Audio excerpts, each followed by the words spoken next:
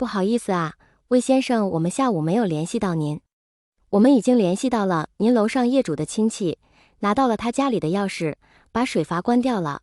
现在不知道您那边什么时候方便回来一下，我这边看一下您屋内的损失。您楼上业主说会全额赔偿的。魏无羡想起来下午的会议室信号不是很好，估计物业打了几次电话都没有打通。好，我马上就回去。那魏先生，我在您单元的大堂等您。魏无羡挂了电话，发呆了1秒。怎么了？蓝忘机转过头，很轻地问了一句。我现在赶回去看房屋损失，倒是快，这顿饭就吃不上了。魏无羡眨了眨眼睛。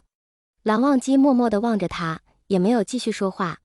被这目光看了30秒，魏无羡忍不住了，他歪了歪头，说：“我的房子被炮了，管家叫我现在回去。”在哪？魏无羡迅速报出了一个具体的地址。你先去。好啊，你等我回来。魏无羡行动比话快得多，转眼间人就不见了。魏无羡惦记着今天一定要跟蓝忘机一起吃个饭，气喘吁吁的在大堂里见到了他的管家。这栋公寓管家是个年轻的女孩子，遇到这样的事情大约也是头一回，故作镇定的表情下，还是被魏无羡一眼看出来掩饰不住的慌张。毕竟这还是市中心的大户型公寓，非富即贵，遇到这样的情况，管家也难免干颤。没事没事，我下午手机信号不好。魏无羡在电梯里安慰着连连道歉的管家。魏无羡的房子一梯一户，出了电梯间，他大约知道为什么管家这么慌乱了。楼道里的水已经顺着楼梯漫了下去，可想而知房间里肯定会更糟。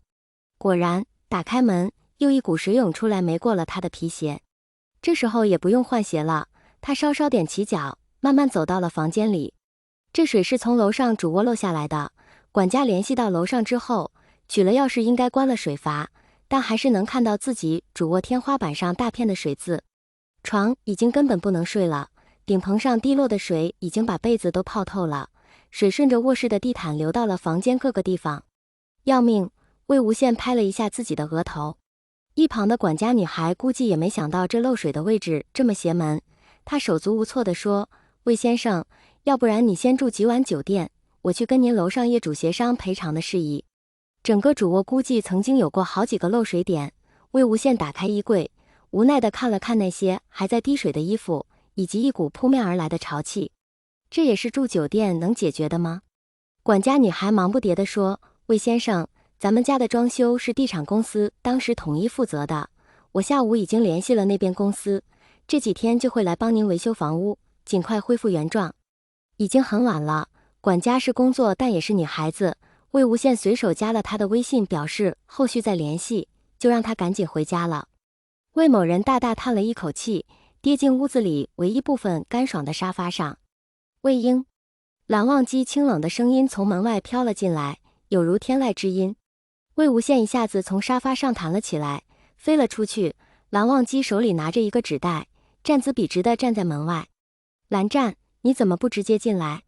魏无羡靠在门上，不经意地用鞋子划了划水痕。不方便。蓝忘机垂下眼眸，攥紧了手里棕色的麦当劳袋子。不是吧，你怎么还是那么古板？我一个单身大男人家里有什么不方便的？魏无羡笑了笑，转而又想起什么，说：“我本来想请你吃饭的，谁知道家里也泡了，现在是真的不方便请你进屋了，里面连坐的地方都没有了。”那蓝忘机抬起头，看着魏无羡毫不在意的眼眸。我也不知道啊，管家说楼上那家业主全额赔偿给我，叫我去酒店住几晚，不过我身份证还在办公室呢。衣服又全泡了。魏无羡歪了歪头，本来想着去住周围的哪个酒店，但他的目光落在了蓝忘机2只空无一物的手上，心里突然亮了一下。要不，忘机哥哥，我去你家住几晚呢？方不方便呢？